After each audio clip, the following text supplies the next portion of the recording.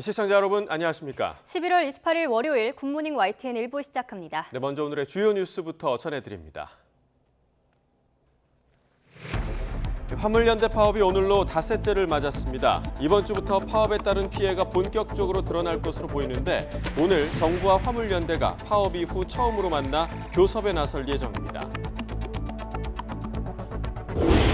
강원도 양양에서 산불 예방 활동을 하다 추락 사고로 탑승자 5명이 숨진 헬기 기장이 비행 당시 탑승자를 2명으로 보고한 거로 드러났습니다. 경찰과 당국은 아직 확인되지 않은 사망 탑승자 신원 파악과 함께 사고 원인 조사에 나섰습니다. 태극 전사들이 오늘 밤 카타르 월드컵 16강 길목에서 아프리카의 복병 가나와 물러설 수 없는 한판 승부를 펼칩니다. 부상을 입은 황희찬은 1차전에 이어 오늘도 결장하고 1차전에서 다친 수비의 핵 김민재의 출전 여부는 오늘 결정됩니다. 1차전에서 독일을 꺾는 파란을 일으켰던 일본은 2차전에서 코스타리카에 패했습니다. 피파 랭킹 22위 모로코는 2위 벨기에를 제압하는 이변을 연출했습니다. 민주당이 오늘까지 윤석열 대통령이 이상민 행정안전부 장관을 파면하지 않으면 해임 건의안을 추진할 것임을 시사했습니다. 대통령실은 진상규명 이후 책임 소재를 밝힐 것이라며 이를 일축했고 국민의힘은 민주당이 국정조사 시작부터 겁박하고 있다고 비판했습니다. 오늘부터 코로나19 위중증 환자 병상 330개가 재가동됩니다. 확산세는 주춤하지만 위중증 환자와 고령층 사망자가 늘어난 데 따른 것으로 정부는 하루 확진자 20만 명이 발생해도 대응할 수 있도록 병상을 운영한다는 방침입니다. 중국 정부의 이른바 제로 코로나 정책에 대한 시민들의 반발이 확산하고 있습니다. 곳곳에서 항의 시위가 잇따르고 있고 중국에선 이례적으로 시진핑 주석의 퇴진 구호가 나오기도 했습니다. 오늘 제주도를 시작으로 저녁에는 전국에 많은 비가 내리겠고 비가 그친 뒤에는 영하권에 매서운 추위가 찾아오겠습니다. 오늘 밤 카타르 월드컵 거리 응원에 나서는 시민들은 우비나 여벌옷 등을 준비해야 할 거로 보입니다. 첫 소식입니다. 화물연대 파업으로 이번 주부터 국내 산업 전반의 물류 대란이 현실화할 전망입니다. 정부와 화물연대가 오늘 2주 만에 교섭을 벌일 예정이지만 양측의 의견차가 커서 난항이 예상됩니다. 박종혁 기자가 보도합니다. 드나드는 화물차가 눈에 띄게 줄어 한산한 부산신항. 부산신항을 포함한 부산항은 우리나라 전체 컨테이너 반출입량의 70%가량을 차지하는 항만 물류의 핵심입니다. 그럼 부산항의 컨테이너 반출입량이 파업 나흘째 평소의 5분의 1로 줄었습니다. 전국 12개 주요 항의 물동량을 따지면 이보다 더 낮습니다. 시멘트와 철강제의 출하율은 평소의 10%에도 못 미치면서 레미콘 업체와 건설 현장의 작업 중단 사태가 가시화되고 있습니다. 완성차 업계의 개별 탁송에도 차질이 빚어지고 있고 정유업계도 파업이 길어지면 일선 주유소에 물량 공급이 어려워질 것을 우려하고 있습니다. 화물연대는 안전운임제에 일몰제를 철폐할 것과 적용 품목을 5개로 늘릴 것을 요구하고 있습니다. 화물차 운전자의 생존권을 담보하는 최소한의 운송료를 보장해달라는 겁니다. 한 가족이 먹고 살 수 있는 것이고 아까 말씀드렸듯이 도로의 안전, 국민의 안전까지도 책임질 수 있는 게 최저 운임인 이 안전운임이 우리 화물연동자한테는 절실한 것입니다. 정부는 이에 대해 시멘트와 컨테이너는 이미 3년 연장을 약속했고 적용 품목 확대는 논의가 필요하고 국회에서 합의해야 한다는 입장입니다. 안전을 빌미로 모든 분야의 운임을 일방적으로 올리겠다는 거기 때문에 운임에 결국 부담할 국민들의 동의도 없이 이렇게 가는 것은 불가능한 일이라고 보고 있습니다. 이런 가운데 국토교통부와 화물연대가 파업 이후 처음으로 교섭을 벌입니다. 하지만 양측의 입장이 평행선을 달리고 있어 난항이 예상되는 상황. 화물연대 파업이 이번 주부터 산업 전반의 물류 대란으로 현실화될 전망인 가운데 노조와 정부가 어떤 해법을 내놓을 수 있을지 주목됩니다. YTN 박종혁입니다. 정부는 조건 없는 복귀를 요구할 예정인데요. 대화가 결렬된다면 조만간 업무 개시 명령을 발동할 것으로 예상됩니다. 업무 개시 명령 절차가 어떻게 되는지 최기성 기자가 취재했습니다. 원희룡 국토교통부 장관은 연일 업무 개시 명령 발동 가능성을 언급하고 있습니다. 운송사업자나 운수종사자가 정당한 사유 없이 화물운송을 집단 거부해서 국가 경제에 심각한 위기를 초래하면 국토부 장관이 명할 수 있습니다. 거부하면 3년 이하 징역이나 3천만 원 이하 벌금에 처합니다. 날짜는 아직 안 정해졌지만 언제든지 국무회의에서 의결하면 저희들이 바로 발동할 수 있도록 실무 검토와 준비는 다 마쳐놓은 상태입니다. 국토부 관계자는 이번 집단운송 거부를 국가 재난 상황으로 보고 있다면서 관심, 주의, 경계 심각 가운데 현재 위기는 경계 수준이라고 말했습니다. 심각 단계로 위기 수준이 올라가고 관련 부처인 기획재정부나 해양수산부, 산업통상자원부 등에서 보고한 피해 내용을 취합해 국무회의에 상정합니다. 장관은 국회 소관상임위인 국토교통위원회에 이유와 대책을 직접 보고해야 합니다. 국무회의를 통과하면 행정절차법에 따라 업무 개시 명령서를 대상자에게 송달합니다. 화물연대 조합원들은 휴대전화 전원을 끄거나 우편물 수령을 피하는 식으로 대응할 것으로 보입니다. 송달 후에는 처벌 근거 마련을 위해 국토부와 각 지방자치단체의 공무원, 경찰이 증거 취합이나 체증에 동원됩니다. 파업 인력이 수천 명에 달하는 만큼 인력도 대거 투입될 수밖에 없습니다. 현실적으로 가능하냐는 질문에 국토부 측은 실제 작동이 되는지 봐야겠지만 준비는 하고 있다고 답했습니다. 특수고용 노동자인 화물기사들에게 운송을 강제할 수 있느냐는 지적에 대해선 해당 법률은 운수 종사자에게 적용하는 사안이지 고용 형태와는 관계없다고 했습니다. 화물연대는 업무 개시 명령이 발동되면 파업 강도를 높여갈 수밖에 없다고 밝혔습니다. 법률가들은 증거 수집이 쉽지 않고 확정 판결까진 수년이 걸릴 수 있다고 말합니다. 적법한 송달 그리고 그 송달한 주체의 의무 위반 여부에 대한 확인이 불가능하다면은 사실상 이를 이유로 해서 법적인 조치, 특히 형사적인 조치를 추가적으로 하는 것이 굉장히 어렵고요. 2020년 집단 휴진 당시 업무 개시 명령을 미이행한 전공의 10명을 고발했던 보건복지부는 협상 타결 이후 고발을 모두 취하했습니다. 이와 관련해 국토부는 그때와는 상황이 다르다는 입장을 내놨습니다. YTN 최기성입니다. 대통령실은 화물연대에 대한 업무 개시 명령 발동 시기를 특정하기는 아직 어렵다고 밝혔습니다. 대통령실 이재명 부대변인은 브리핑에서 다양한 검토가 실무적으로 이루어지고 있다며 심도 있는 논의가 필요하다고 설명했습니다. 또 화물연대 파업이 경제 위기를 초래할 가능성이 큰 만큼 오늘 행정안전부 장관 주재로 중앙재난안전대책본부 회의를 열고 구체적인 대응 방안을 논의할 예정이라고 전했습니다. 강원 양양군에서 산불 예방 계도 활동을 하던 헬기가 추락해 5명이 숨졌습니다. 이 목격자는 방송을 하던 헬기가 갑자기 쿵 소리를 내면서 떨어졌다고 말했습니다. 이준엽 기자가 전합니다. 강원 양양군 명주사 인근 산속에 시커먼 헬기 잔해들이 널려 있습니다. 통제선 사이로 경찰과 소방 감시교원들이 현장을 수습하는 모습이 보입니다.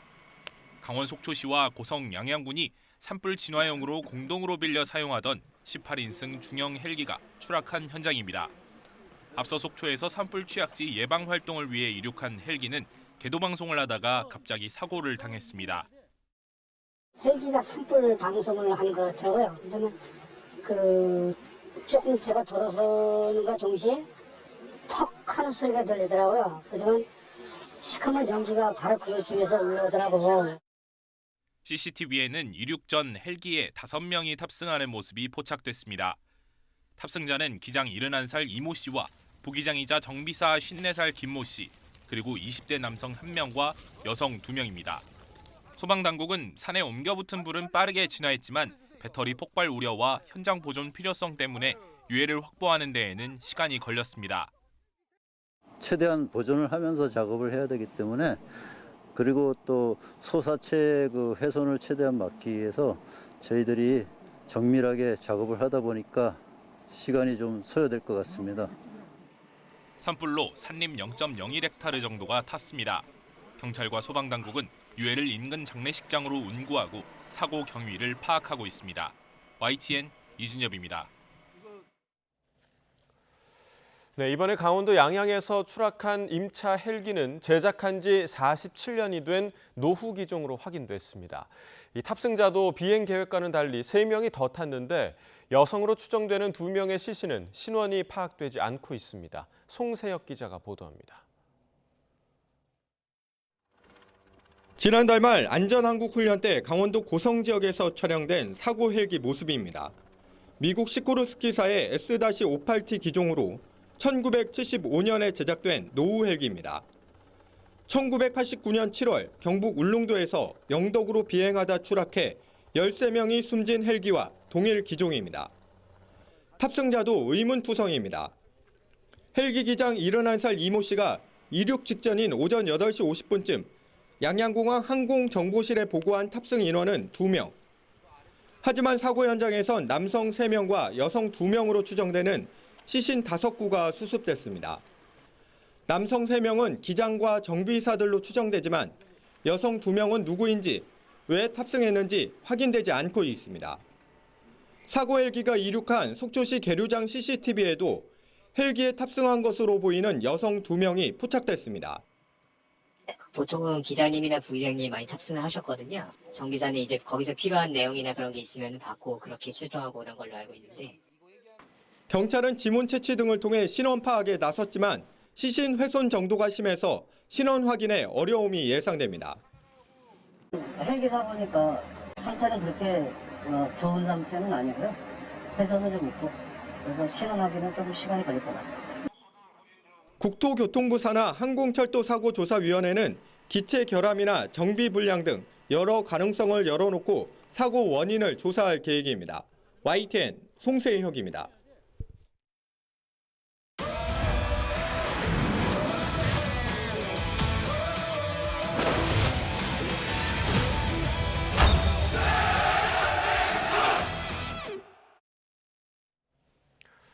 월드컵 축구대표팀이 오늘 밤 가나와 조별리그 2차전을 치릅니다. 수비의 핵 김민재 선수의 출전 여부 오늘 결정됩니다. 카타르에서 김동민 기자가 보도합니다. 벤투 감독은 우리답게 경기할 것이라고 밝히면서 가나의 스피드와 개인 기량은 경계했습니다. 또 가나가 3백으로 나올지 4백으로 나올지에 따라 우리의 대응 전술도 결정될 것이라고 밝혔습니다. 가나는 스위스와의 평가전과 포르투갈전에서 3백과 4백, 5백을 자유롭게 사용했습니다. 우루과이전에서 결장했던 황희찬 선수는 가나전에서도 결장합니다. 종아리 부상으로 훈련에서 빠졌다가 경기 전날 훈련에 합류한 김민재 선수는 경기 당일 회복 여부에 따라 출전이 결정됩니다. Minje will decide tomorrow. You just recover today and tomorrow in the morning, we will decide if he is going to start the game or not. 황인범 선수는 가나가 피지컬이 좋지만 우리는 조직력으로 상대할 것이라고 밝혔습니다. 특히 우루과이전에서는 경기력으로 희망을 준 만큼 2차전에서는 승리로 기쁨을 주겠다며 자신감을 보였습니다. 상대팀을 괴롭히기 위해 상대가 잘하는 것을 막기 위해 어떤 부분들을 해야 될지를 잘 생각하고 경기장에서 그것대로 표현을 잘 해준다면 저희가 승리를 할 수 있는 가능성이 충분히 있다라고 생각을 하고 있어서 첫 경기 때 저희가 국민분들께 경기력으로 희망을 드렸다면 두 번째 경기 때는 결과로 행복감을 드리고 싶은 마음이 가장 큰 것 같습니다. 사상 두 번째 원정 월드컵 16강의 꿈에 한 발 더 다가선 대표팀. 모든 준비를 마친 벤투호는 우리 시간으로 오늘 밤 10시 가나와 물러설 수 없는 한판 승부를 펼칩니다. 카타르 도하에서 YTN 김동민입니다. 카타르 월드컵 가나와의 대결 응원전은 비가 오더라도 진행될 예정입니다. 축구대표팀 응원단 붉은 악마는 오늘 밤 10시 서울 광화문 광장에서 조별리그 2차전 거리 응원을 펼칩니다. 오늘 최저 기온이 7도로 예상되고 비 가능성도 예고됐지만 날씨와 관계없이 응원전을 펼칠 계획입니다. 붉은 악마 측은 시민 8,000명이 참여할 것으로 예상했습니다. 독일과의 조별리그 1차전에서 깜짝 승리를 거두었던 일본이 약체로 꼽혔던 코스타리카에 0대1로 졌습니다. 사우디아라비아에 이어 일본까지 기세를 이어가지 못하면서 아시아의 돌풍이 잦아드는 것 아니냐는 전망도 나옵니다. 김철희 기자가 보도합니다. 일본은 조별리그 두 번째 경기에 4-2-3-1 포메이션을 들고 나왔습니다. 독일을 꺾은 1차전과 비교하면 무려 5명이 새로운 선수였습니다. 일본은 경기 초반부터 적극적인 경기를 펼쳤지만 전반 내내 유효 슈팅을 한 개도 기록하지 못했습니다. 후반 교체 선수를 대거 투입한 뒤 끈질기게 슈팅을 날렸지만 정작 골은 코스타리카 선수의 발끝에서 나왔습니다. 약체로 꼽히던 코스타리카에게 충격의 패배를 당한 일본은 16강 진출을 장담할 수 없게 됐습니다. 앞서 메시의 아르헨티나를 꺾었던 사우디아라비아 역시 폴란드와의 2차전에서 0대2로 무릎을 꿇었습니다. جاي احضر المباراه بكل حماس ونسبه فوزنا لكن انصدمنا من النتيجه تمرينهم كان جدا قوي كانت نسبه فوزنا 50% لكن ما ادري ايش صار 1승 1패를 기록한 사우디아라비아는 강호 멕시코와 경기를 남기고 있어 16강 진출을 장담할 수 없는 상황. 아시아의 돌풍이 미풍으로 잦아드는 것 아니냐는 우려가 나오는 가운데 다음 아시아팀 한국의 경기 결과에 이목이 쏠립니다. YTN 김철입니다.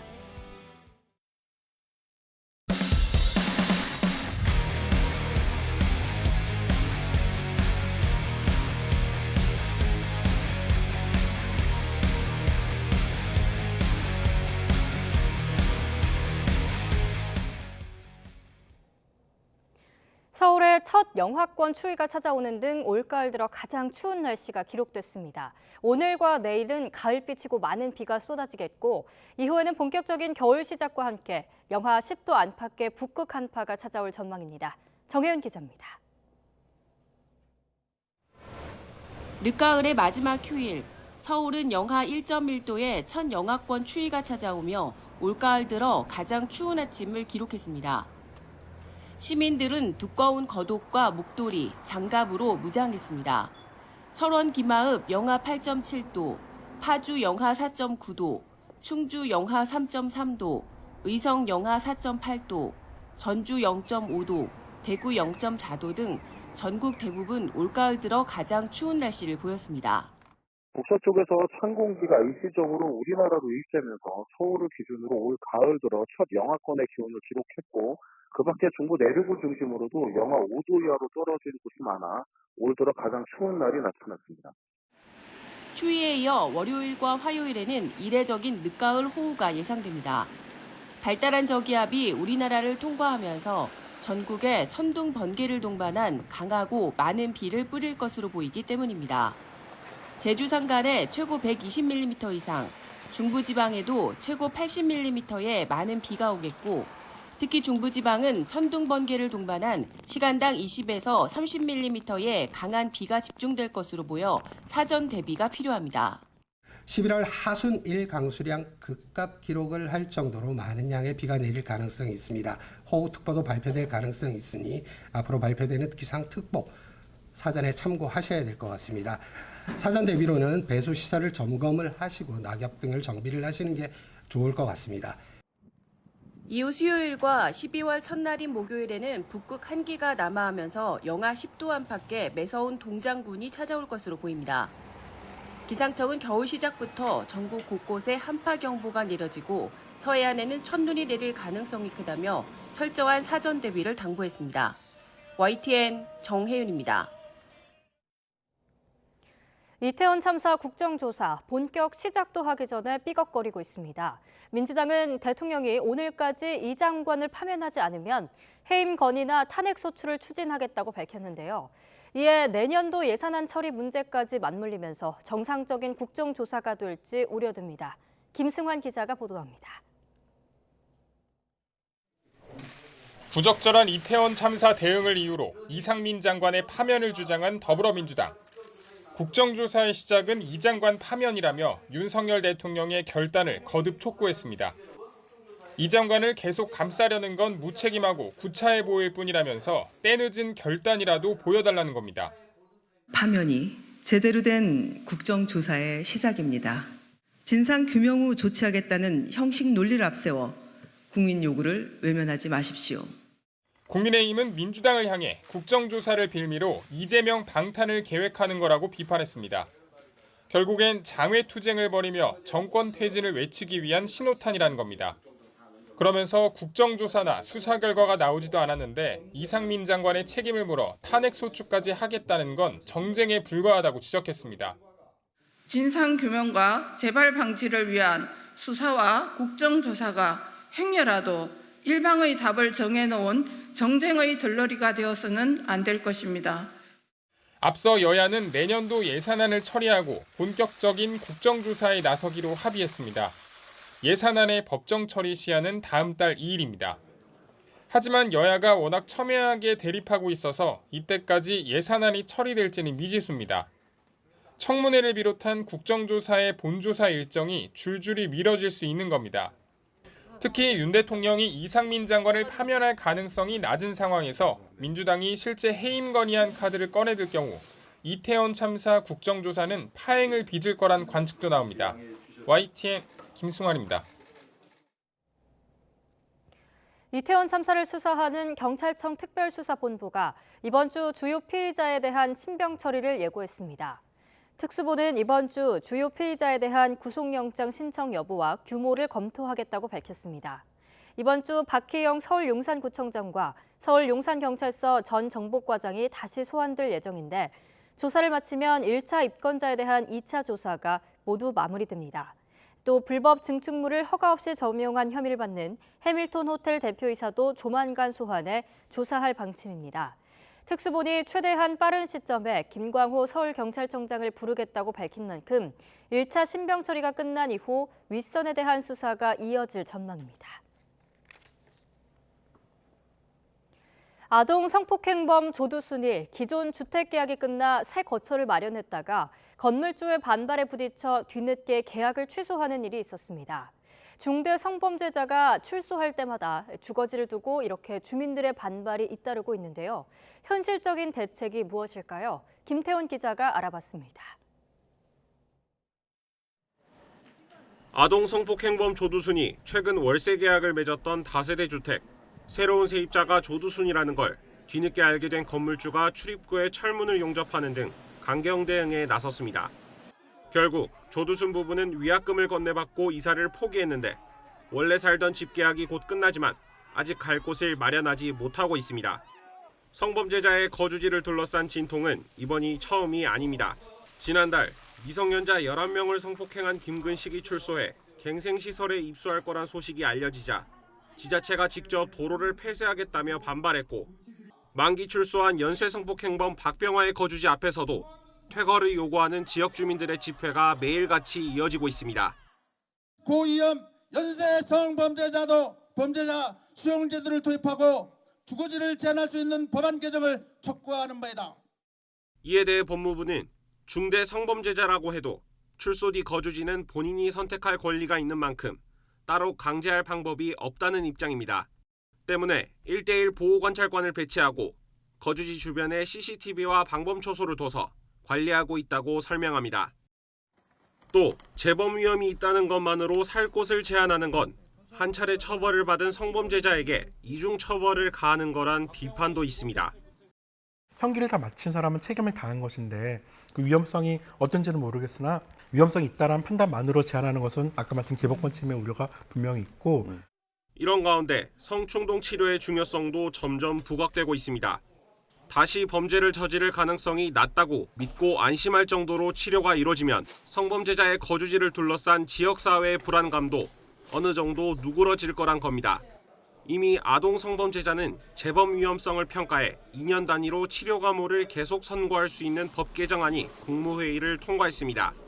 그러나 이 법도 박병화처럼 성인을 대상으로 성범죄를 저지른 경우엔 적용되지 않아서 치료 감호 대상을 더 넓혀야 한다는 목소리도 커지고 있습니다. YTN 김태원입니다. 쇼트트랙 국가대표 출신 유소년 코치가 제자들을 성추행한 혐의로 입건돼 대한비상연맹이 진상조사에 착수했습니다. 연맹은 지난 20일 서울 고척동에 있는 유소년 쇼트트랙 팀을 지도하는 40대 이모 씨가 10대 제자들을 불법 촬영하거나 성추행했다는 민원을 접수했습니다. 이 씨는 자택으로 학생들을 데려가 샤워할 때 몰래 촬영했고 아픈 학생들을 마사지한다며 추행한 혐의로 경찰 수사를 받고 있습니다. 연맹은 스포츠공정위원회를 열어 스포츠윤리센터에 사안을 신고하도록 했고 사실 확인에 들어가 피해자 조사까지 마쳤습니다. 수사 결과와 별개로 조사 진척에 따라 최소 자격 정지에서 영구 제명에 이르는 징계를 서둘러 내리겠다는 방침입니다. 오늘 새벽 0시 45분쯤 경기도 화성시 서해안 고속도로 목포 방향 화성휴게소 부근에서 4중 추돌 사고가 났습니다. 이 사고로 승용차 운전자 25살 A씨와 38살 B씨 등 2명이 숨지고 4명이 다쳤습니다. 경찰은 A씨가 몰던 승용차가 앞서가던 B씨의 승용차를 들이받은 뒤 뒤따라오던 차량 3대가 잇따라 부딪히면서 사고가 난 거로 보고 있습니다. 경찰은 운전자들을 상대로 정확한 사고 경위를 조사하고 있습니다. 북한이 김정은 국무위원장의 둘째 딸 사진을 또다시 공개했습니다. 이번에도 김정은 위원장과 ICBM 관련 현장에 동행했는데요. 백두혈통을 부각하는 동시에 핵무장의 필요성을 강조하려는 포석으로 보입니다. 조수연 기자가 보도합니다. 모피코트 차림의 앳된 소녀가 ICBM 관련 사진 촬영 행사에서 김정은 북한 국무위원장의 손을 잡고 걸어갑니다. 환호하는 참가자들을 향해 어른처럼 박수로 화답하기도 합니다. 악수도 했는데 군 지휘관은 상체를 숙인 채 공손히 손을 내민 반면 소녀는 꼿꼿한 자세입니다. 김 위원장의 자녀로 우리 정보 당국은 둘째 딸 김주애인 것으로 보고 있습니다. 성인처럼 옷을 입었고 머리 모양은 어머니 리설주 여사와 똑 닮았습니다. 북한은 앞서 지난 18일 ICBM 발사 현장에서 김 위원장의 딸을 처음 공개했습니다. 이번과 달리 그때는 앞머리를 내리고 흰색 패딩 점퍼를 입어 어린이다운 복장이었습니다. 북한 매체가 사용한 호칭도 지난 18일 사랑하는 자제분에서 이번엔 존귀하는 자제분으로 바뀌었습니다. 김 위원장이 공개석상에 딸을 연이어 등장시킨 것은 김일성 주석부터 내려오는 백두혈통의 권위를 부각하려는 의도라는 분석입니다. 이와 함께 최고 지도자의 딸을 앞세워 핵무장만이 북한과 미래 세대를 지켜낼 수 있다는 메시지를 전달하려는 측면도 있는 것으로 보입니다. 이 ICBM 개발과 이 성공이 결국 후세대들이 영원히 전쟁을 모르고 평화와 안정을 누릴 수 있게 되었다. 그걸 우리가 보장해주고 있다. 그걸 과시하는 측면이죠. 그죠? 2009년 결혼한 김 위원장은 자녀 3명을 뒀는데 2010년생 큰아들과 2013년생 둘째 딸, 그리고 성별을 알 수 없는 2017년생 셋째입니다. 셋 중에 둘째 딸만 공개됐지만 아직 우상화 선전이 없는 탓에 누가 후계자가 될지는 알 수 없습니다. 이런 가운데 김정은 위원장은 ICBM 화성 17형 개발과 발사에 기여한 군 인사들의 계급을 올리며 대규모 승진 인사를 단행했습니다. 김 위원장은 핵무력을 통해 세계 최강의 전략적 힘, 전무후무한 절대적 힘을 틀어주는 게 궁극적인 목표라며 핵무력 강화 의지를 다시 한번 확인했습니다. YTN 조수연입니다. 북한이 대륙간 탄도미사일 이동식 발사 차량에 영웅 칭호 부여와 함께 메달과 훈장을 수여했습니다. 북한 조선중앙통신은 최고인민회의 상임위원회가 화성포 17형 발사대차 제321호에 영웅 칭호와 함께 금별 메달, 국기훈장 제1급을 수여했다고 보도했습니다. 북한은 지난 18일 괴물 ICBM으로 불리는 화성 17형 발사 당시 숫자 321이 적힌 이동식 발사 차량을 사용했습니다. 이번 칭호 부여에는 그간 의문시됐던 ICBM용 이동식 발사 차량의 기동성 향상을 부각하고 화성 17형을 자유롭게 이동시켜 발사할 수 있는 완성형임을 과시하는 목적이 있는 것으로 보입니다. 방위 정책의 일대 전환을 앞둔 일본 정부와 여당 내 논의가 마무리 단계에 접어들었습니다. 방어에서 반격으로 방위력 행사의 무게중심이 바뀌는 것은 기정사실이 됐고 구체적인 내용을 놓고 막판 조율이 이어지고 있습니다. 도쿄 이경아 특파원이 보도합니다. 지난 18일 북한이 쏜 대륙간 탄도미사일은 일본 홋카이도 서쪽 섬 앞바다에 떨어졌습니다. 한 달 전 북한 미사일이 5년 만에 일본 상공을 통과한 데 이은 도발입니다. 北朝鮮はこれまでにない頻度で挑発行動を繰り返しています。断じて容認することができないということを改めて強く申し上げます。 중국 해경선박은 전투에 주로 쓰이는 대형 기관포를 싣고 일본이 영해라고 주장하는 센카쿠 열도 주변에 진입했습니다. 안보 위기 속에 일본이 올 연말 국가안보전략 개정에 적의 미사일 기지 등을 공격할 수 있는 반격 능력 보유를 담는 것은 기정사실이 됐습니다. 집권 자민당이 지난 4월 정부에 제언한 데 이어 최근 전문가 회의에서도 같은 취지의 보고서가 채택됐습니다.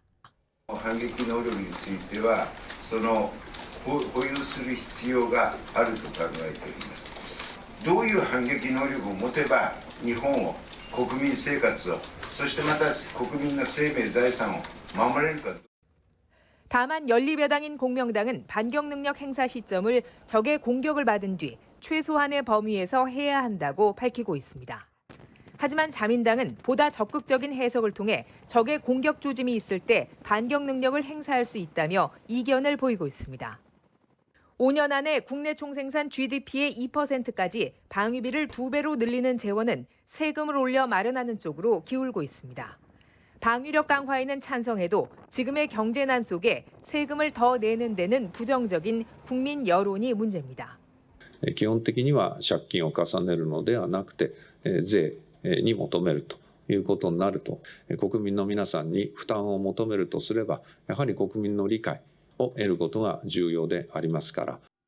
연립여당인 자민당과 공명당은 오는 30일 방위력 강화의 구체적인 내용을 놓고 막바지 실무 협의를 이어갈 예정입니다.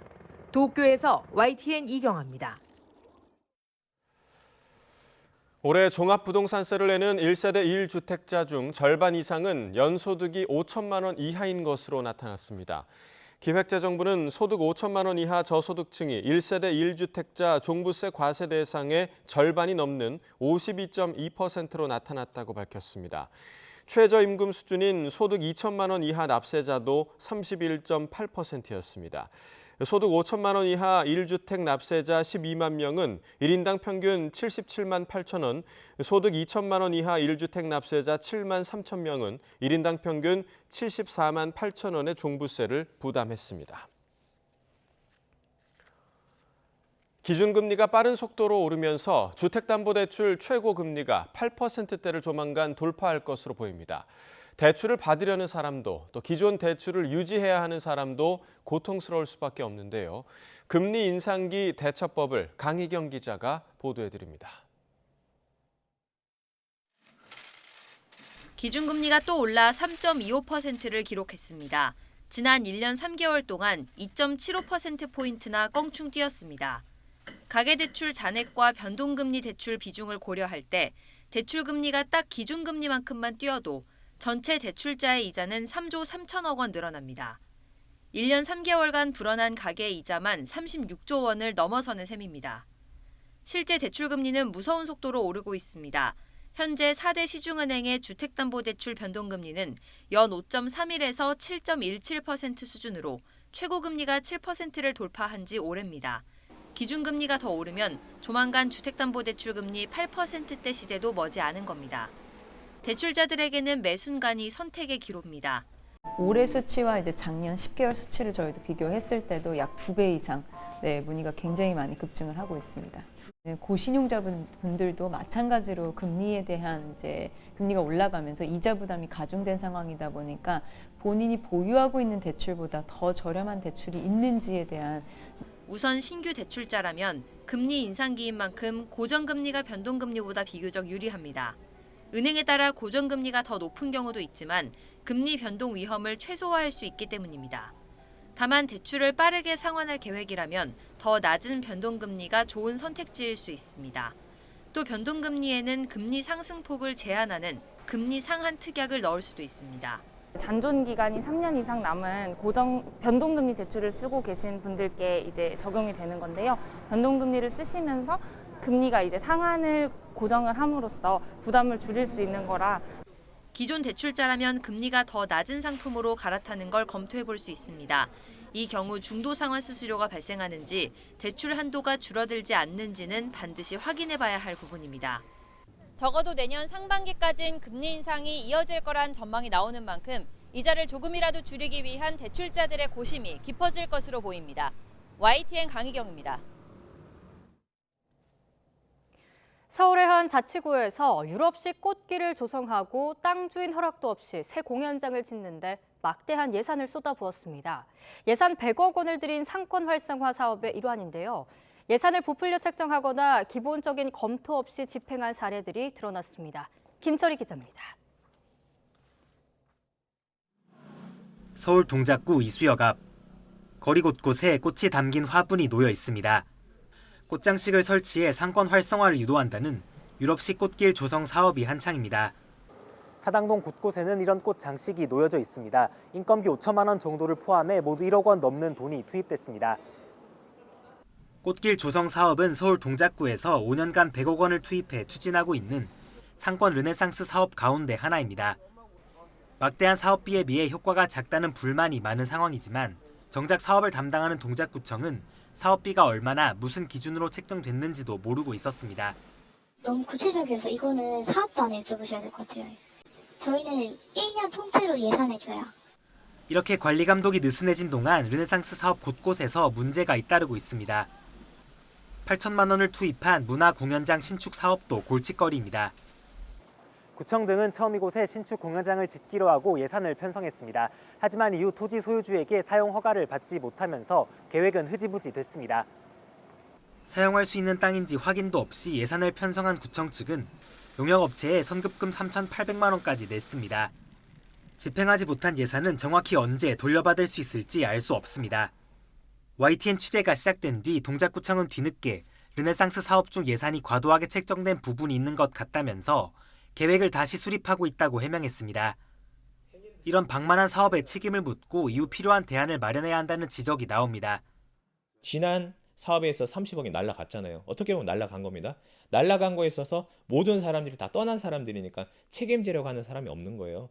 누군가는 책임지고 누군가는 새로 끊어내고 다시 시작해야 되지 않냐. 또 사업 과정에서 구청뿐 아니라 지역 주민과 상인들도 참여할 수 있도록 제도를 개선해야 한다는 목소리도 나옵니다. YTN 김철입니다. 코로나19 위중증 환자가 9일 연속 400명대를 기록했습니다. 특히 고령층에선 코로나19 유행 초기보다 사망자가 많이 나오는 거로 확인됐는데 정부는 오늘부터 위중증 병상을 추가 가동합니다. 김현아 기자가 보도합니다. 코로나19 신규 확진자 증가세가 완만해졌습니다. 0시 기준 4만 7천여 명으로 일주일 전보다는 1,000여 명 늘었지만 2주 전과 비교하면 1,400명 넘게 줄었습니다. 하지만 위중증 환자는 500명에 육박했고 사망자도 39명 발생했습니다. 위중증 환자 증가와 함께 고령층의 위험도 갈수록 커지고 있습니다.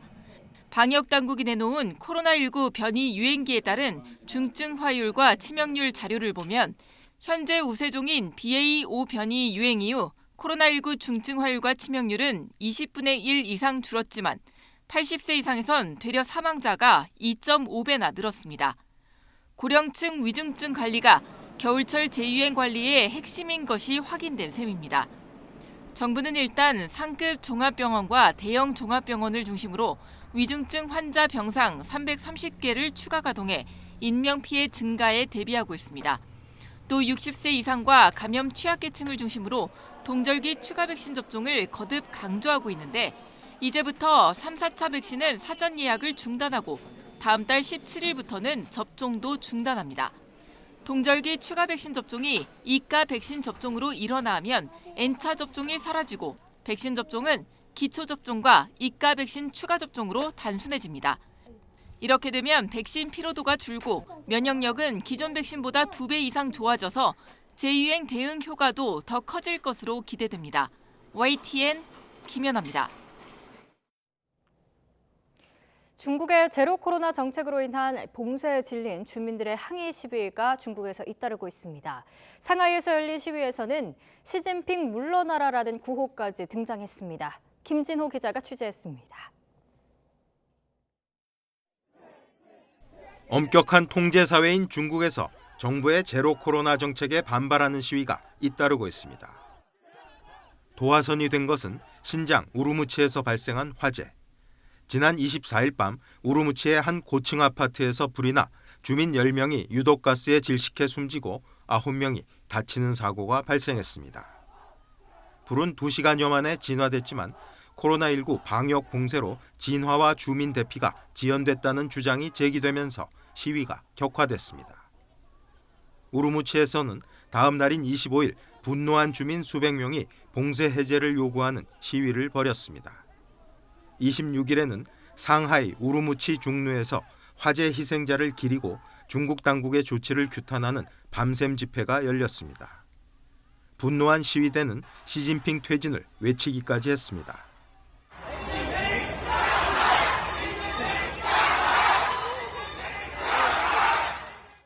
경찰은 최루가스를 뿌리며 시위대를 해산한 것으로 알려졌습니다.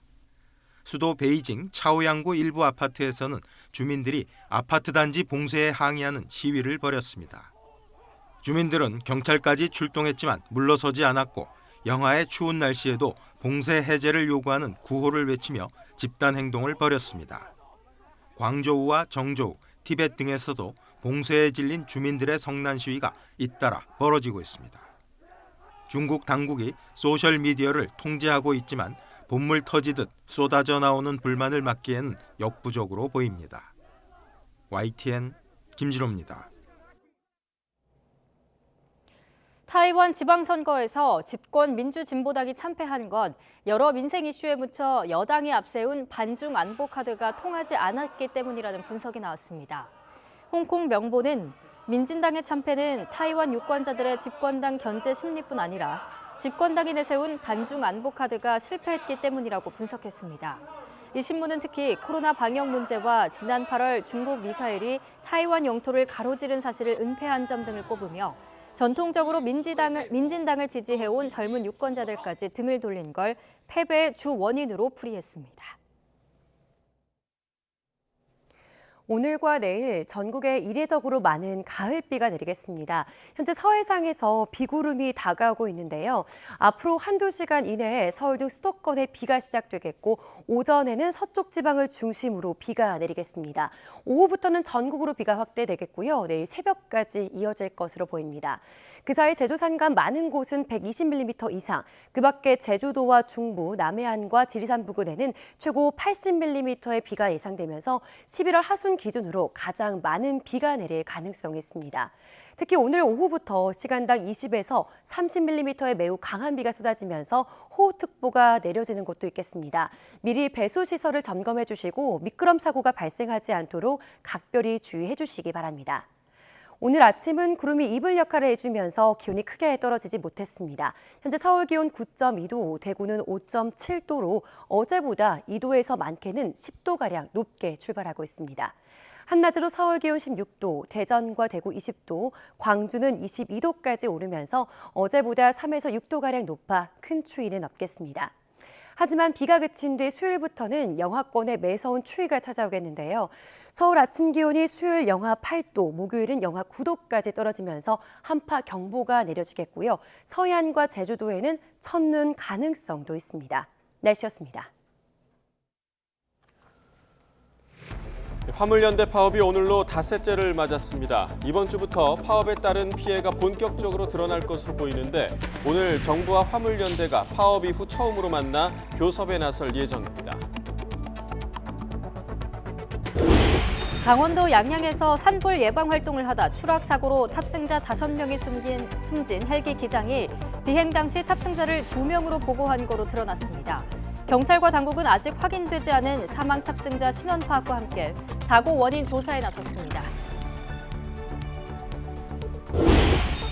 태극 전사들이 오늘 밤 카타르 월드컵 16강 길목에서 아프리카의 복병 가나와 물러설 수 없는 한판 승부를 펼칩니다. 부상을 입은 황희찬은 1차전에 이어 오늘도 결장하고 1차전에서 다친 수비의 핵 김민재의 출전 여부는 오늘 결정됩니다. 오늘부터 코로나19 위중증 환자 병상 330개가 재가동됩니다. 확산세는 주춤하지만 위중증 환자와 고령층 사망자가 늘어난 데 따른 것으로 정부는 하루 확진자 20만 명이 발생해도 대응할 수 있도록 병상을 운영한다는 방침입니다.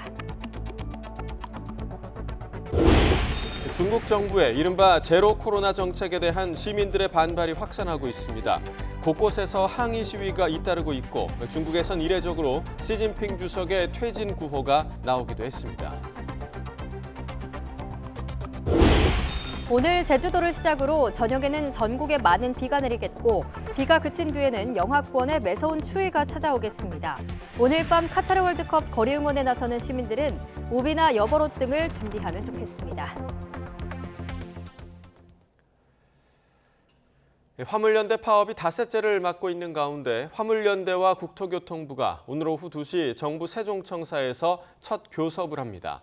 하지만 안전운임제 영구화를 촉구하고 있는 화물연대 입장과 안전운임제 3년 연장을 밝힌 국토부의 입장이 엇갈려 합의가 쉽지 않을 것으로 보입니다. 국토부는 전국 12개 항만 컨테이너 반출입량이 평시 대비 7.6% 수준으로 크게 줄었다면서 사태가 장기화하면 항만 운영이 마비될 수도 있다고 밝혔습니다. 또 시멘트 출고량이 평시 대비 20%에 그쳐 타격을 입는 건설 현장이 발생하고 있다면서 철강이나 기계 같은 다른 업종까지 피해가 확산할 수 있고 주유소 휘발유, 경유 등 공급 차질도 우려된다고 주장했습니다. 네, 화물연대 파업과 관련해 엄영소 국토교통부 2차관은 11월 출하 계획 중 47%의 물량만 출하된 거로 알고 있다고 말했습니다. 어 차관은 어제 오후 충남 당진 현대제철 제철소를 방문한 자리에서 출하 차질이 이어지면 국가 경제에 큰 타격으로 이어질 거라며 이같이 밝혔습니다. 또 화물연대를 향해 정부는 안전운임제 일몰 연장을 국회에서 조속히 처리할 계획이라며 명분 없는 집단 운송 거부를 즉각 철회하고 조속히 현업에 복귀할 것을 촉구한다고 말했습니다. 국민의힘은 화물연대 총파업을 집단적 폭력 면허라고 비판하면서 정부의 업무 개시 명령 카드를 부각했습니다. 더불어민주당은 화물연대와 교섭에 나설 정부를 향해 업무 개시 명령이라는 초강수를 앞세워 노조의 생존권을 압박하지 말라고 요구했습니다. 엄윤주 기자입니다. 화물연대 총파업이 계속되자 국민의힘은 국가 경제를 볼모로 한 집단적 폭력 면허라고 비판했습니다. 정치적 이익에 편승해 파업에 나선 건 아닌지 냉정하게 살펴봐야 한다는 겁니다. 그러면서 화물연대와 대화 노력도 중요하지만 업무 개시 명령 등 특단의 대책이 필요하다며 정부의 법과 원칙에 따른 대응을 촉구했습니다. 그들의 집단적 폭력 면허가 윤석열 정부에서는 더 이상 통하지 않는다는 것을 확실하게 보여주어야 합니다. 업무 개시 명령 등 특단의 대책에도 주저함이 없어야 할 것입니다. 더불어민주당은 화물연대와 국토교통부의 교섭 시도에 회의적인 반응을 보였습니다. 정부가 업무 개시 명령 발동 가능성으로 화물연대를 압박하고 있어서 제대로 된 협상이 가능하겠냐는 겁니다. 이와 함께 정부가 지난 6월 파업 때 약속했던 안전운임 품목 확대 등을 지켰다면 총파업이 시작되지 않았을 거라면서 정부 책임을 부각했습니다. 이 사태까지가 올 정도로 어떻게 보면 윤석열 정부가 방관하고 있었던 것이 아니냐. 정부 정책의 모든 분야에서 윤석열 정부가 책임지는 모습은 없고 이런 가운데 민주당 이재명 대표는 파업 손실에 대한 기업의 손해배상 청구를 제한하는 노란봉투법의 이름을 합법파업보장법으로 바꾸자고 제안했습니다. 노란봉투법이 불법 파업을 보호하는 것으로 알려진 탓에 반대 여론이 적지 않다는 겁니다. 이에 대해 국민의힘은 이름을 바꾼다고 본래의 목적이나 내용이 바뀌는 건 아니라고 일축했습니다. 이어 노조의 불법 행위를 어느 정도 허용해달라는 게 본질이라고 비판했습니다. YTN 엄윤주입니다. 화물연대에 이어 이번 주 철도와 지하철 노동조합이 총파업을 예고한 가운데 노동부가 대화를 통한 문제 해결을 재차 강조했습니다. 고용노동부 이정식 장관은 어제 노동동향점검 주요 기관장 회의를 열어 지금은 경제 위기를 헤쳐나가기 위해 모든 역량을 집중해야 할 시기인데 운송과 물류 차질이 빚어지면 국민 경제와 생활에 큰 피해가 발생할 거라며 이같이 말했습니다. 이어 민주노총과 공공운수노조도 우리 경제와 사회의 한 축을 담당하는 중요한 주체로서 책임을 같이 해달라며 노조가 대화를 통한 해결에 적극적으로 나선다면 정부도 해법 모색을 지원하겠다고 말했습니다. 강원도 양양에서 추락 사고로 탑승자 5명이 숨진 임차 헬기의 기장이 비행 당시 탑승자를 2명으로 보고한 거로 드러났습니다. 국토교통부 양양공항 항공정보실은 어제 오전 8시 50분쯤 사고 헬기 기장 71살 A씨가 탑승자는 2명이며 오전 9시 반부터 3시간 동안 양양과 고성 지역에서 산불 계도 비행을 하겠다는 계획을 전화로 보고했다고 밝혔습니다.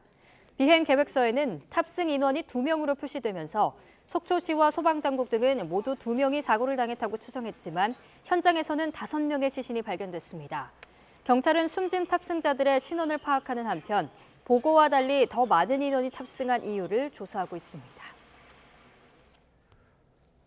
한덕수 국무총리는 이번 헬기 추락 사고와 관련해 사고 수습에 만전을 기하고 가족들이 불편함이 없도록 최선을 다해 지원하라고 산림청과 지자체에 지시했습니다. 한 총리는 또 겨울철 산불 예방 활동을 하면서 민간 임대를 포함해 헬기를 사용할 때 안전 관리를 철저히 하라고 강조했습니다. 이태원 참사를 수사하는 경찰청 특별수사본부가 주요 피의자에 대한 신병 처리를 예고하면서 한 달 가까이 이어진 수사가 전환점에 접어들었습니다. 이번 주에는 주요 피의자들을 다시 불러 조사할 예정인데요. 윗선에 대한 수사로 이어질지 주목됩니다. 안동준 기자입니다. 주말 동안 경찰청 특별수사본부는 최성범 서울 용산소방서장을 다시 불러 강도 높은 조사를 벌였습니다. 또 참고인 조사와 진술 분석을 통해 막판 보강 수사에 열중했습니다. 특수본은 이번 주 박희영 서울 용산구청장과 서울 용산경찰서 전 정보과장 재소환을 예고한 상황. 류미진 전 서울경찰청 상황관리관과 이임재 전 서울 용산경찰서장, 최 서장과 함께 1차 입건자에 대한 2차 조사가 마무리되는 셈입니다. 특수본은 이와 함께 참사가 발생한 골목길 옆 호텔을 불법 증축한 의혹을 받고 있는 해밀턴 호텔 대표이사도 조만간 피의자 신분으로 소환해 조사할 예정입니다. 특수본은 이미 지난주부터 이번 주 주요 피의자에 대한 구속영장 신청 여부를 검토하겠다고 밝혔습니다. 수사가 더디다는 평가가 나오는 데다 이른바 윗선에 대한 수사가 미진하다는 지적이 이어지고 있는 상황에서 구속 여부가 수사의 분수령이 될 전망입니다. 주요 피의자에 대한 1차 신병 처리가 끝나면 윗선에 대한 수사는 불가피해 보입니다.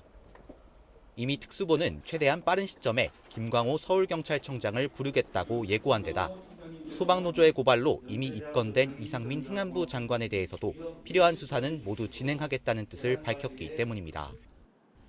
여기에 시민단체가 한덕수 국무총리와 오세훈 서울시장 등 고위공직자 16명을 무더기로 고발하면서 수사는 자연스레 윗선을 향할 것으로 보입니다.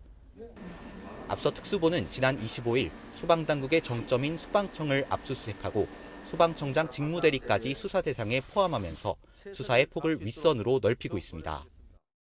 한 달 가까이 전방위 압수수색과 고강도 소환 조사를 벌여온 특수본이 온갖 우려를 딛고 윗선을 향한 수사 2라운드로 진입할지 주목됩니다. YTN 안동준입니다. 더불어민주당은 윤석열 대통령을 향해서 이상민 행정안전부 장관 파면이 제대로 된 국정조사의 시작이라며 28일까지 때늦은 결단이라도 보여달라고 압박했습니다. 이수진 원내대변인은 국회 브리핑을 통해 핵심 조사 대상 책임자가 자리를 버티고 있는 상황에서 정부가 국정조사에 제대로 협조할 리 만무하다며 이같이 밝혔습니다. 이어 대통령의 고등학교 후배 장관을 지키겠다고 국민에게 한 약속을 헌신짝처럼 내팽개치는 게 진짜 방탄국회라면서 국민 요구에 응답하지 않는다면 민주당은 국회의 책임을 다하겠다고 강조했습니다.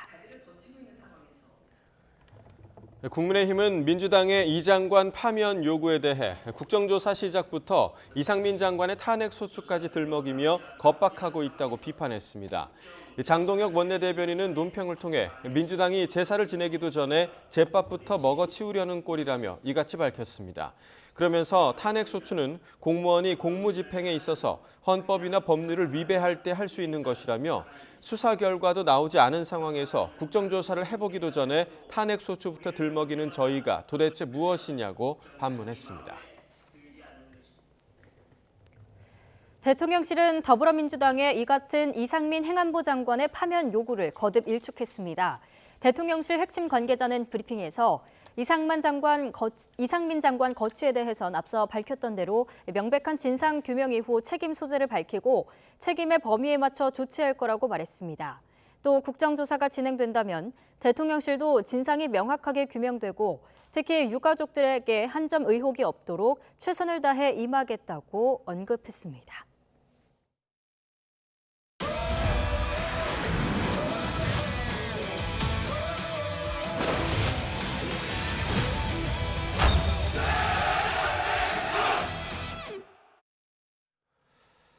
네, 카타르 월드컵 대한민국 대표팀의 16강 분수령이 될 가나와의 경기가 오늘 밤에 열립니다.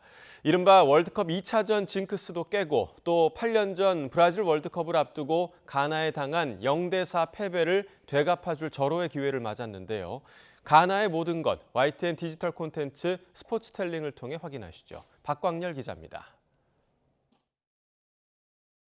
대한민국의 카타르 월드컵 2차전 상대 바로 가나입니다. 우리에게는 초콜릿 상표로 유명하지만 그보다는 더 존재감 있는 국가인데요. 첼시 레전드 에시엔의 나라이자 아프리카 역사상 카메룬, 세네갈에 이어 세 번째 월드컵 8강 진출국. 2014년 브라질 월드컵 앞두고 우리 대표팀 마지막 모의고사에서는 우리를 4대0으로 완파, 아프리카의 매운맛을 보여주기도 했죠. 알고 보면 더 재밌는 스포츠, 이번엔 가나의 모든 걸 알아봅니다.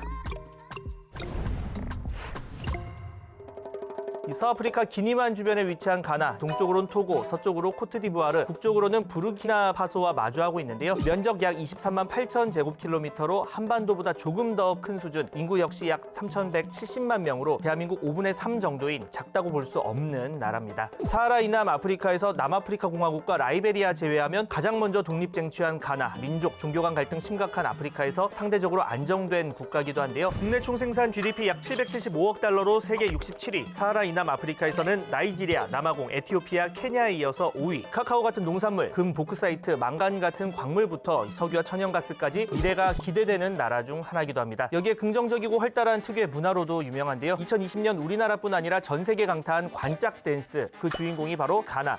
국내 고등학생들이 패러디에서 화제를 모으기도 했죠. 이런 가나의 국기, 빨강은 독립투쟁의 피, 노랑은 황금, 그리고 초록은 농업과 산림을 상징하죠. 그리고 그 가운데 위치한 이 아프리카 자유와 통일을 상징하는 검은 별, 가나 축구 대표팀의 별칭이기도 합니다. 이 가나에서 가장 인기 있는 스포츠 바로 축구. 특히 청소년 대표급에서는 넘사벽 수준인데요. 17세 이하와 20세 이하 월드컵, 유럽과 남미 제외하면 둘 다 우승해본 유일한 나라, 바로 가나입니다. 여기에 아프리카 국가들의 월드컵인 네이션스컵 결승 진출 9회, 또 우승 4회를 자랑하기도 하죠. 하지만 월드컵 운은 따라주지 않았던 가나. 2006년에야 첫 월드컵 진출, 그리고 붙은 별칭 죽음의 조 제조기. 2006년 이탈리아, 체코, 미국, 2010년 독일, 세르비아, 호주, 2014년 독일, 포르투갈, 미국까지. 그럼에도 2006년 16강, 2010년 8강. 사실 이 8강도 가나 입장에서는 아쉬운 성적표였는데요. 바로 우루과이 수아레스의 신의 손 사건 때문이었죠. 2010년 남아공 월드컵, 이 가나와 우루과이 8강전, 연장 종료 직전 골대로 들어가는 공을 수아레스가 대놓고 손으로 막아버린 겁니다. 너무나도 고의적이어서 바로 퇴장 명령, 그리고 주어진 이 페널티킥. 하지만 결과는 실축, 그리고 이어진 승부차기에서 이 우루과이의 4강 티켓을 넘겨주고 말았죠. 악동 수아레스는 선수들에게 목말이 태워져 영웅 대접을, 반면 실축의 주인공 기아는 펑펑 눈물을 흘렸던 안타까운 사연인데요. 이번 월드컵에서 다시 만난 우루과이, 가나가 복수전에 이를 갈고 있는 이유기도 합니다. 다만 가나 그 전력이 최상이라 보기는 어렵습니다. 지난해 네이션스컵에서 인구 90만이 채 안 되는 피파 랭킹 132위 코모로에 2대3으로 진 가나, 조꼴찌로 탈락하며 제대로 체면을 구겨야 했는데요. 이번 월드컵 불안의 요인, 첫째, 영광의 세대 은퇴, 마이클 에시엔, 사무엘 쿠포르, 썰리 문타리,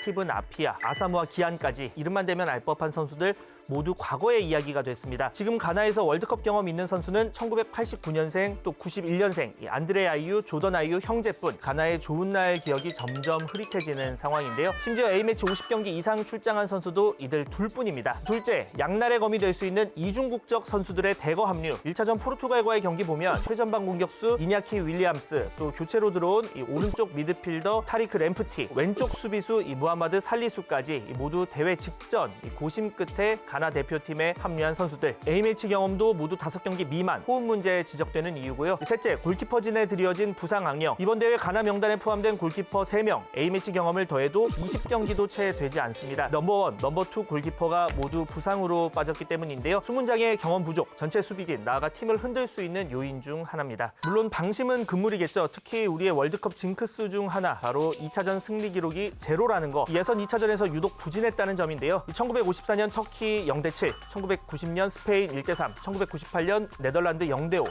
2010년 아르헨티나 1대4, 2014년 알제리 2대4. 꼭 이런 대패의 기억이 아니더라도 이 기대 100% 충족이라 볼만한 경기는 2006년 독일 월드컵 프랑스와의 무승부가 유일합니다. 1차전에서 난타전 끝에 아쉽게 패배한 가나. 우리와의 경기에 배수진을 치고 나올 것이 분명한 것도 변수 중 하나인데요. 두 팀 다 다치는 선수 없이 최상의 플레이를 하길, 하지만 결과는 대한민국에 웃어주기를 기대하면서 지금까지 스포츠텔링 박광렬이었습니다.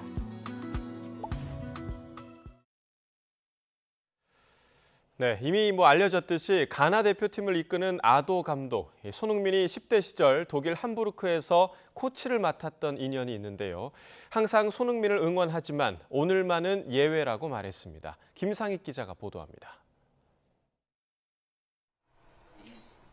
독일 함부르크 10대 시절 코치를 맡았던 가나 아도 감독은 손흥민을 성격도 좋고 성실한 선수여서 모두가 그를 좋아했다고 기억했습니다. 그러면서도 오늘 밤만큼은 그를 응원할 수 없다고 미소 지었습니다. He's very disciplined, so he became so good because he worked hard for it. Yeah, had so far a great career. I always wish him all the best, except tomorrow.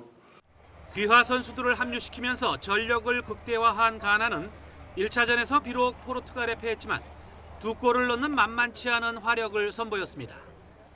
특히 골을 넣은 안드레 아예우와 아약수 소속의 쿠두스가 경계 대상 1호로 꼽힙니다. 가나 수비진은 한국의 모든 공격수를 조심하고 있다면서도 특별히 손흥민에 대한 경계를 늦추지 않았습니다. Yeah, I know Song in Premier League. I know he's very sharp, and I play with him. So we have to listen to our coach, and we have the plan to stop him. 피파 랭킹은 우리보다 33계단이나 아래인 61위지만 2000년 이후 치른 상대 전적에선 3승 1패로 앞서 있는 가나. 반드시 잡아야 하는 상대지만 결코 승리를 장담할 수 없는 운명의 시간이 다가오고 있습니다. YTN 김사익입니다. 1차전에서 스페인에 0대7로 참패를 당했던 코스타리카가 일본을 꺾고 조별리그 첫 승을 올렸습니다. 코스타리카는 2조 2차전 일본과의 경기에서 후반 36분에 터진 플레르의 결승골에 힘입어 1대0 승리를 거두고 16강 희망을 이어갔습니다. 1차전에서 독일의 2대1로 역전승을 거두며 이변을 연출했던 일본은 승점 3점인 상태로 강호 스페인과 3차전을 남기게 돼 16강 진출을 장담할 수 없게 됐습니다. 조별리그 F조 2차전에선 모로코가 유럽의 강호 벨기에를 꺾고 1승 1무를 기록해 36년 만에 16강 진출을 바라보게 됐습니다. 피파 랭킹 22위 모로코는 후반전 사비리와 아부할랄의 연속골로 세계 2위 벨기에를 2대0으로 누르는 파란을 일으켰습니다. 카타르 월드컵 경기장에 일본 제국주의의 상징인 우길기가 등장했다가 제지당하는 일이 발생했습니다. 조별리그 2조 2차전 일본과 코스타리카전이 열린 카타르 알라얀의 아흐마드 빈 알리 스타디움 관중석에서 일부 일본 팬들이 우길기를 펼쳐드는 장면이 목격됐습니다. 이들은 우길기를 걸려는 시도를 했지만 경기장 관계자에 의해 즉각 철거됐습니다.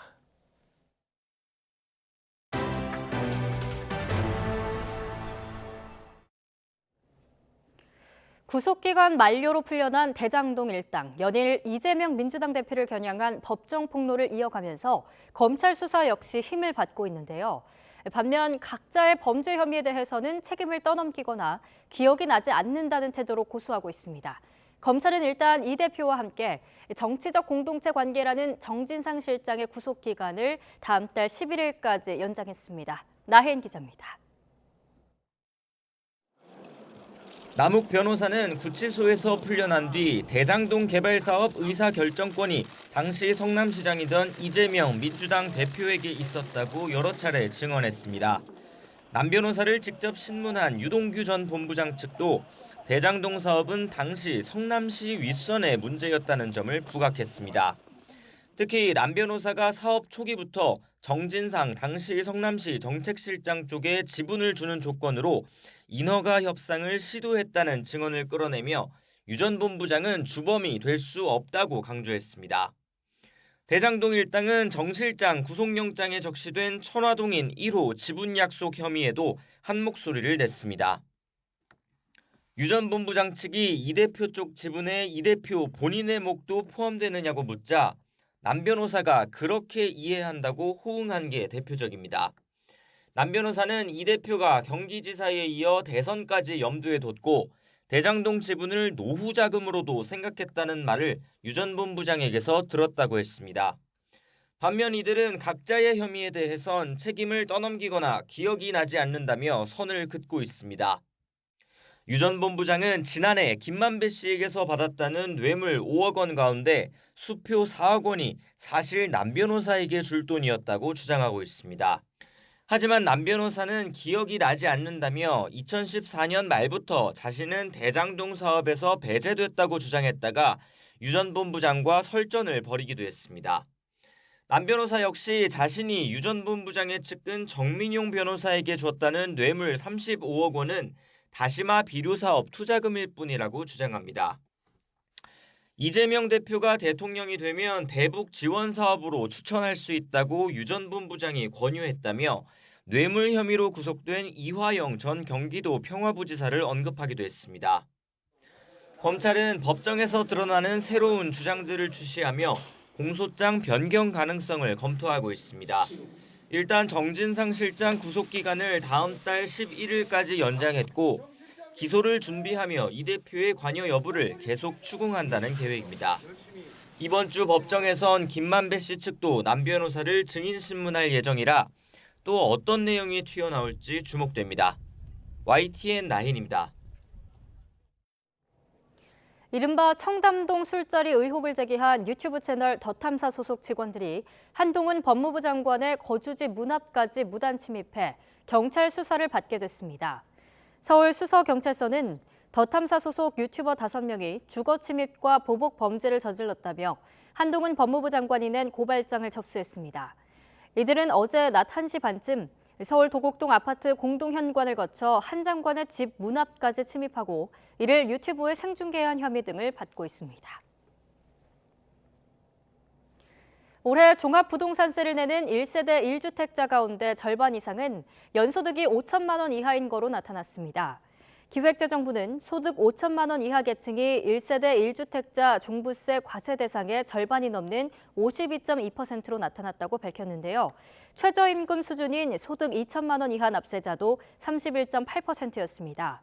소득 5천만 원 이하 1주택 납세자 12만 명은 1인당 평균 77만 8천 원, 소득 2천만 원 이하 1주택 납세자 7만 3천 명은 1인당 평균 74만 8천 원을 부담했습니다. 이는 은퇴 후 예금과 연금 소득 등으로 생활하는 고령층이 다수 포함된 결과로 풀이됩니다. 재개발, 재건축 조합이 일반 분양하지 않고 남겨뒀다가 수익화하는 분양 물량을 보류지라고 부르는데요. 부동산 시장 호황기에는 낙찰받으면 시세 차익을 낼 수 있다는 기대감에 인기를 끌었지만 최근에는 팔리지 않아서 매물이 쌓이고 있습니다. 최기성 기자입니다. 내년 2월 입주하는 서울 강남구 한 아파트 단지입니다. 지난달 15가구가 보류지 매물로 나왔지만 모두 유찰됐습니다. 전용 면적 59제곱미터 기준 최저 입찰가가 주변 아파트 시세보다 1억 원 정도 낮았지만 주인을 찾지 못했습니다. 최근 금리 인상으로 인해서 부동산 시장이 한풀 꺾이니까 이제 일단은 관망세 경향이 좀 강해진 이유가 가장 큰 것 같고요. 조합도 시장 상황을 좀 더 지켜보자는 입장인 걸로 알고 있습니다. 서울 서초구 한 아파트도 두 가구가 보류지로 나왔지만 팔리지 않았습니다. 이번이 5번째입니다. 저희 조합원님들 재산인데 조합에서는 당연히 적정 가액이 하기를 원하는 거고 시장 상황은 그런 거고 그런 차이 아닐까요? 강남 지역뿐 아니라 서울 곳곳에서 보류지 유찰이 잇따르고 있습니다. 노원구 한 아파트 역시 보류지 매각 1차 공고 때보다 최저 입찰가를 1억 원 넘게 내렸지만 유찰됐습니다. 11차례 매각이 진행되는 동안 두 가구만 팔린 겁니다. 경기가 좋을 땐 자금 조달이 수월하지만 경기가 나쁠 땐 이자 부담 등으로 수요자가 쉽게 입찰에 나서지 못하기 때문입니다. 매입한 이후에 매각해서 시세 차익을 노려야 되는데 시세 차익을 기대하기 어렵거든요.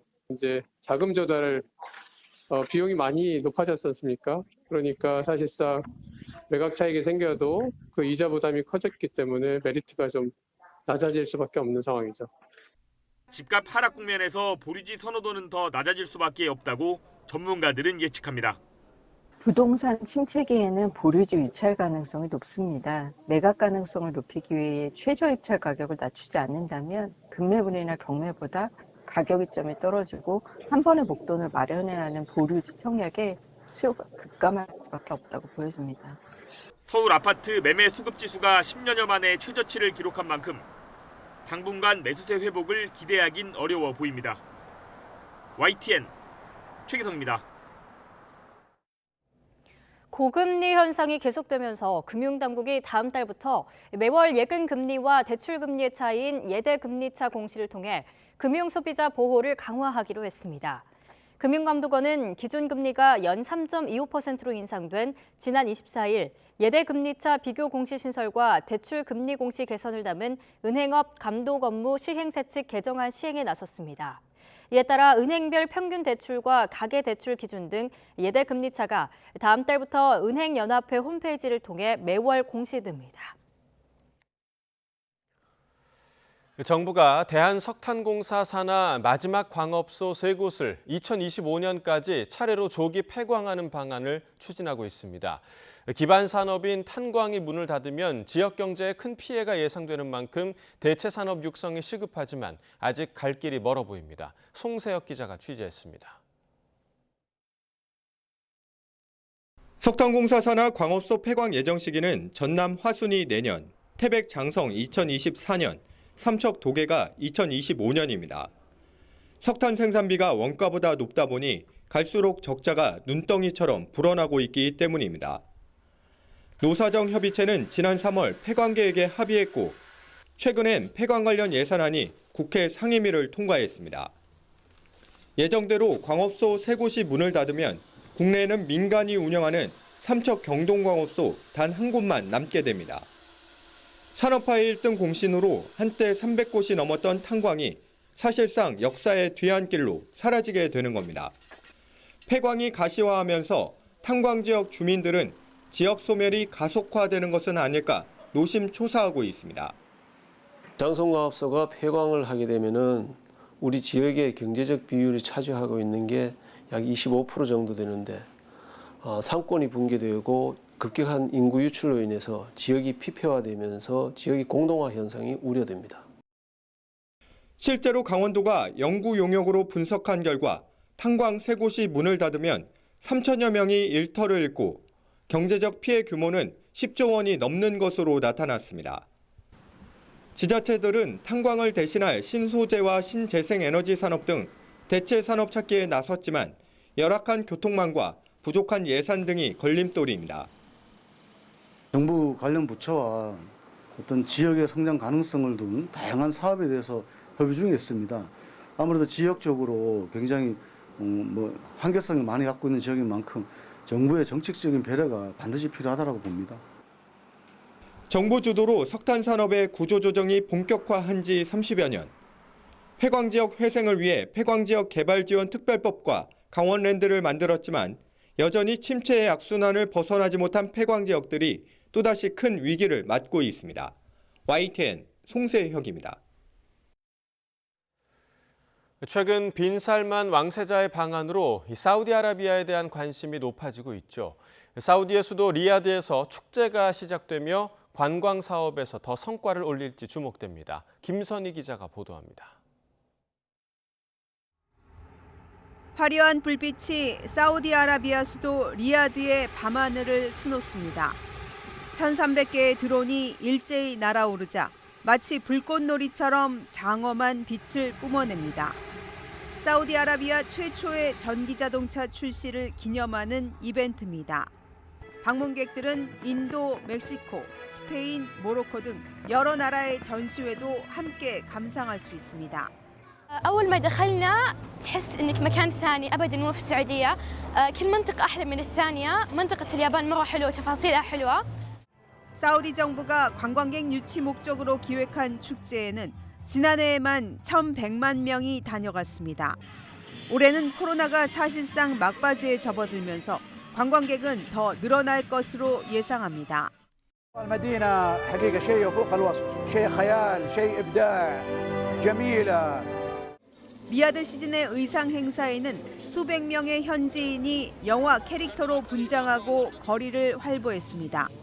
배트맨부터 해리포터까지 좋아하는 캐릭터로 변신하며 즐거운 시간을 보냈습니다. فرح جدا تسليط الضوء بهالطريقة بهالحجم والحضور والإنجاز العظيم اللي صار في الموسم. 지난 빈살만 왕세자의 방안으로 화제를 모았던 1,400조 원 규모의 네옴시티. 사우디의 초대형 프로젝트와 함께 관광 사업에서 새로운 성과를 올릴지 주목됩니다. YTN 김선입니다. 미리 보는 오늘입니다. 약 16시간 후에 있을 가나전, 다들 응원하고 계시죠? 벤투호 우리 시각으로 오늘 밤 10시 가나를 상대로 조별리그 H조 2차전을 치르는데요. 우리나라는 우루과이와 1차전에서 득점 없이 비겨 승점 1점을 확보했고 가나는 1차전에서 포르투갈에 2대3으로 져 1패를 안고 있습니다. 궂은 날씨에도 응원전은 이어집니다. 오늘 날씨는 최저기온 7도로 예상되고 비 가능성도 예고됐지만 2022 카타르 월드컵 가나와의 대결 응원전은 진행될 예정인데요. 축구대표팀 응원단 붉은 악마는 오늘 밤 10시 서울 광화문 광장에서 거리 응원을 펼친다고 전했습니다. 미래 우주경제 로드맵이 오늘 공개됩니다. 윤석열 대통령은 올해 안에 한국판 나사인 우주항공청 설립을 위한 특별법을 입법 예고하고 내년 1분기 국회에 제출해서 내년 안에 개청하겠다는 목표를 내놨습니다. 정부가 겨울철 코로나19 재유행에 대비합니다. 오늘부터 위중증 환자 병상 330개가 재가동되는데요. 정부는 재유행으로 하루 확진자 20만 명이 발생해도 대응할 수 있도록 중등증 병상 330개를 더해서 모두 6,300개 병상을 운영한다고 밝혔습니다. 오늘부터 코로나19 백신 3, 4차 접종 사전 예약이 중단됩니다. 이에 따라 화이자와 모더나, 노바백스, SK바이오사이언스의 코로나19 단가 백신 4종은 오늘부터 예약할 수 없고 다음 달 17일부터는 접종도 할 수 없게 됩니다. 지금까지 미리 보는 오늘이었습니다. 지구 궤도를 돌다가 수명을 다한 위성이나 우주로 발사한 로켓의 파편 등을 우주 쓰레기라고 하죠. 이런 우주 쓰레기는 다른 위성과 충돌하거나 또 지상으로 추락할 위험이 있어서 국제적인 골칫거리가 되고 있는데요. 우주 쓰레기를 제거하는 산업이 우주 산업의 새 먹거리로 떠오르고 있습니다. 최소라 기자입니다. 긴 꼬리를 그리며 줄지어 지구로 추락하는 물체. 별똥별이 아닌 중국이 쏘아 올린 로켓의 잔해입니다. 지난 7월에는 우주에서 떨어진 물체가 호주의 한 농장에서 발견되기도 했습니다. 미 스페이스X의 로켓 잔해물로 드러났는데 길이가 3m에 달합니다. 이 같은 우주 쓰레기는 우주 공간에서도 위험 요소입니다. 총알보다 10배 이상 빠른 속도로 움직이면서 위성과 부딪혀 위성을 파손하고 국제 우주정거장으로 돌진해 우주인들이 대피하는 소동도 종종 벌어집니다.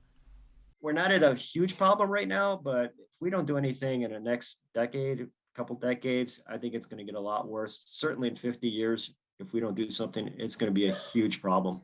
우주 쓰레기가 국제적인 골칫거리로 떠오르면서 기업들은 관련 기술 개발에 나서고 있습니다. 일본 기업은 지난해 우주 쓰레기 수거 위성을 개발하고 인공적으로 만든 쓰레기 위성과 함께 우주로 올려보냈습니다.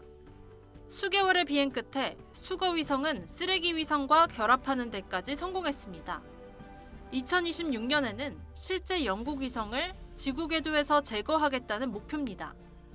유럽우주국은 우주 쓰레기를 포획하고 대기권으로 끌고 내려와 불태워 없앨 수 있는 집게팔 위성을 개발 중입니다.